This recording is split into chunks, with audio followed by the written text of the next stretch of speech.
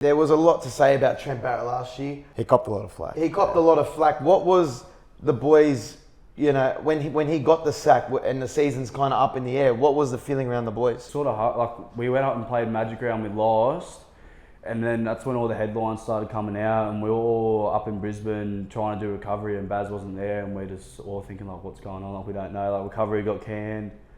Got back, flew home to Sydney, and the next morning we came in and we all went up for a meeting, and Gus had told us that, yeah, Baz was gone. So you finished the game up in Brisbane? Finished the game, went to the team hotel, Baz was there, woke up the next morning, and yeah, it Was all there sort of just nothing? happened. Was there nothing in like the locker room after the game where he said like, that was a terrible performance, boys, like, I'm under the palm, or he just was complete silence? Nah, yeah, he didn't really make it about himself. He was more just disappointed because the night we were actually both playing to get off the bottom of the ladder between the nights, and like, if everyone watched it wasn't that good of a game of footy, and we ended up getting beat by them, and we probably should have won that game.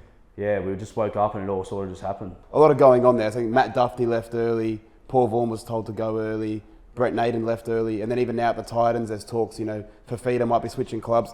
How do you manage that as a professional, knowing that your teammates' future's up in the air and there's always something going on? I think it's sort of a hard one because you never actually know what's going on behind the scenes, so you can't really make a comment or judge because you don't know you might not know if they want to stay or they want to go. They might be getting forced out, and I know it's happened to a few of my mates as well. So I think you just got to, at the end of the day, everyone's got to do what's best for themselves. Everyone's got to look after each other. And people have got family to look after. It's sort of hard when you get to first grade. It's more of a job, and you got to take your emotions out of it. Like, I never pictured myself playing for the Titans now, but now that I'm up here, I love it. Everything that's sort of outside the club, the boys don't talk about it at training. When they're at training, it's all about footy. Yeah. Trying to put your best foot forward, trying to prepare for the weekend. Just like that, because I was good mates with Duffy, Vaughnie, all them boys, and they all left. And it's hard when you are close mates with someone. You see them, you don't want them to leave. Like, it's hard, but you just got to move on from it because there's always going to be another person coming. And then Mick Potter comes in as caretaker coach. You're starting to play more regular games of first grade footy. What was Mick Potter like as a coach in that caretaker role? Because the attack opened up when he came in. It looked like the boys had a bit more free reign. They were moving the ball a bit more, playing a bit more exciting footing. What was that Mick Potter's doing? I had Potty in reserve grade at Mounties before I actually made my debut, so I sort of knew what he was going to be like. He's quite a relaxed person and nothing really phases him, so he just told us go out there and throw the footy around like we're going to make mistakes. So I think as we started to back ourselves, because we're always good defenders, we always defended really well, but obviously if you're going to defend the whole game, teams are eventually going to score. We always got in heaps good attacking positions, but we couldn't ice them, couldn't finish them and score points. So I think when Potsy came in, he just told us to throw the footy around. We started to do it. It actually showed that we could be a good footy team. It was much more exciting footy. Burnham developed that combination with Odo Carr on the wing. And this is kind of Bulldogs heavy podcast because we're big Bulldogs fans. Love them. And like the fact that you're kind of gone now, we kind of considered you one of our better players over the last 2 years. Because you go from when you debuted 2021, 19-year-old, who's this kid? Struggling team, you're one of the shining lights. Then 2022, you didn't start the year, but once, I think it was that game against the Tigers where you pumped them. From then on, you guys started looking like a better team. And then again, it's you and Odo Carr on that left side that are the strong players. Obviously, you leaving came as a pretty big shock as Bulldogs fans. How did you get broken the news that you were leaving? Yeah, I was in America with my partner, and we were in New York, and my manager texted me and said, when you get back, call me. And I looked at it and I said, do you reckon there's a motive behind this? So we flew back, we went back the next couple of days after that, and I gave him a call. And he was just talking to me about how I'm going and that, and he said, oh yeah, by the way, the Titans are keen on you. And I sort of didn't really think too much of it. Because as I stated before, I love the Bulldogs, I wanted to be a Bulldog for life and stuff like that, and I really did dedicate a lot to them. And then I said to him, I'm not too sure about it, I don't know. Nah, and then he said to me, just let me find out and call them and see what they're thinking for the plans.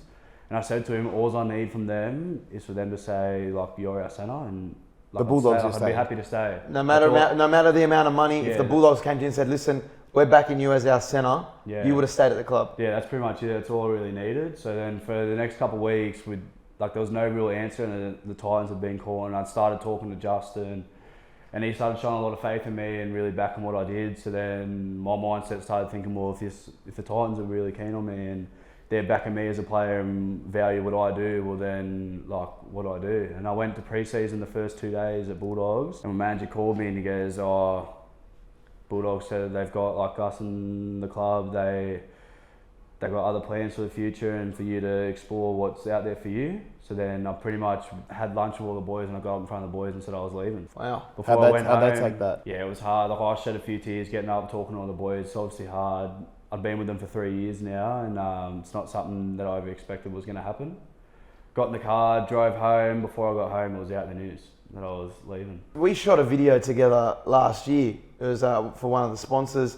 We had a good fun doing it. It was like let's show the new boys of Belmore what a day in Belmore is like. Took you down to Manu shop. It was you, Flano, Tavita Pangai. And even on that day, I could see that you were a bit, there was stuff going on behind the scenes, whether you were going to get dropped or not, whether you were playing. It seemed like, were you kind of always on edge to keep your spot there? Yeah, it was a little bit like that. It was just each week, even if I thought I'd played a good game, I really didn't know if I was going to play the next week or not, because in the background they'd always say to me like, I've got to play well this week. They have got other players there, and yeah, after every game I'd go home wondering if I'd done enough. And it was really hard because I'd talk to my family, my missus and stuff like that, and they'd have to reassure me that I was playing good footy. Yeah.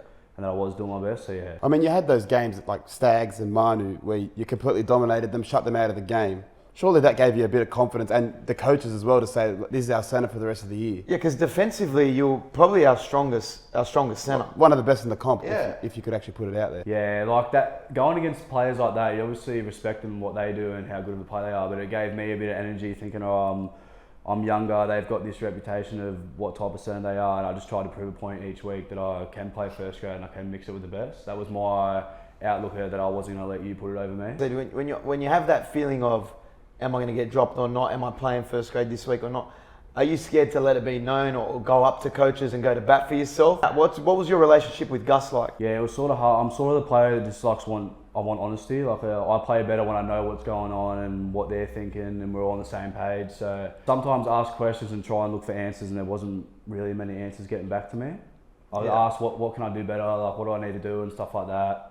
And yeah, there wasn't really much coming back to me. With players like Naden and Burns coming in, do you think you were a victim of the administration, the guys behind the scenes chopping and changing, the coaching staff changing? Maybe it's Trent Barrett's decision to sign one player, but it's someone else's decision to sign another player. Then when Trent Barrett leaves, it's like, these guys are gone, let's give Schoupp an extension, or like, we're leaning on Schoupp.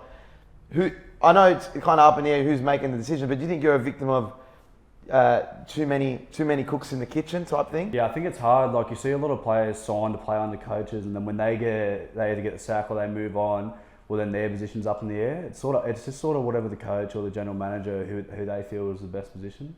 It's hard because you can talk to all the boys in the squad, and whoever they think they want to play with. At the end of the day, the coach's gonna pick who they think is the best for the team. There's a few people online that were saying when you left the Bulldogs, it's like, he's doing this for the money. I thought he wanted to be a Bulldogs for life. At the end of the day, you were content being at the Bulldogs. You enjoyed the culture. You got along well with the boys. Yeah. And the crowd loved you as well. The crowd got around you. You had that defensive mongrel in you. Very like old school Bulldogs. Why do you think that they never really showed any faith in you? Yeah, I don't know. It's a hard one. I thought that I did have that back in there, but obviously they had other plans and. Yeah, I'm not sure, But in saying that now, come up to the Titans, I've never been more confident in the team within myself and what I can bring to the table. I think the coaches at Titans are really unlocking that for me. I love confidence. I love when someone's backing me. I feel like it makes myself play better. So, yeah, with Justin and the backing that he's got in me, I feel like I'll play some good footy this year. There's no secret Barrett was the one that signed Naden. So obviously as the coach, he wants to install Naden into the side. Does he do that throughout the pre-season as well? Does he give him more opportunity than other players strictly because he signed him? Yeah, I think it's hard. Like every coach sort of has their team sort of picked in their head, and you can see it at training with the ones and twos. And yeah, if you're in that twos team, it's sort of hard. You're sort of waiting on. No one ever wants to see players get injured, but when someone gets injured, that's someone's opportunity, and you just got to try and make the most of it. All it takes sometimes is for coaches to back you and give you that confidence, because it is a confidence game. Yeah. Mentally as well, to be a consistent first grader. You said you did 2 days of preseason with the Bulldogs this year. Was there anything that showed that the kind of writing was on the wall that they weren't going to go with you this year? Because you're going there, you're contracted. You got what, 2 years left on your deal? Yeah. You've had a couple good seasons, just business as usual. Yeah, so you're rocking up to training. Has anyone called you and said, mate, don't worry, don't bother coming to training? Or because I know that happens with players. What's that first 2 days of pre-season like? Yeah, it was awkward because it was in the back of my head that I knew that, well, my career was sort of up in the air with the Dogs and whatnot.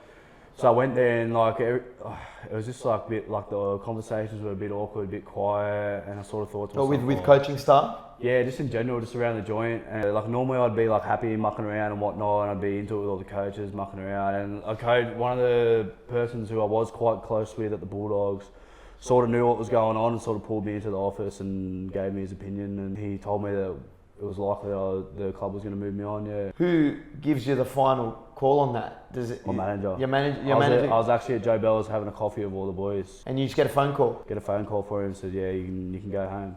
We're gonna go to the Titans if you're happy with that. And I said, yeah, I'm happy with that. Yeah, wow. It's a rough business. Yeah, I didn't really get time to process it in my head really. It all sort of just happened. Was it always Gold Coast, or did any other clubs pursue you at all? Yeah, there was a couple of options, but I think just the backing that the Titans had and the future for me that they had, I was under the understanding that they want to make this place home for me and I'd be here for a long time. So that's what I'm going with now, is just trying to make this place home. Well, you said you were going to be a Bulldogs one club player. It breaks my heart that you're not going to be there. Are you going to be a one club player with the Gold Coast Titans? It's too early to know. I think when you get into grade and NRL, you got to sort of take your emotion out of it, which I'm learning to do up here. I think you can let emotions take over sometimes, which obviously it did with me at Bulldogs, because it did hurt leaving, and because I thought I'd be there for a long time. But I'm looking at more up here as an opportunity, fresh start, new lifestyle, and just sort of taking all that in.